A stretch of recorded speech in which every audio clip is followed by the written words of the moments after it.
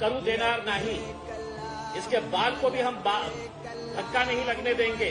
तर ऐका हो एकनाथ शिंदे साहेब, 5 दिवसाचा टाइम देतो तुम्हाला. महाराष्ट्राची सरकारला 5 दिवसाचा टाइम देतो. या 5 दिवसामध्ये हे हरामखोरा विरोधकांवर आपण कारवाई केली नाही तर महाराष्ट्राच्या इतिहासमध्ये इतका मोठा रॅली घेऊन मी मुंबईला येणार आहे. पूर्ण महाराष्ट्रातून.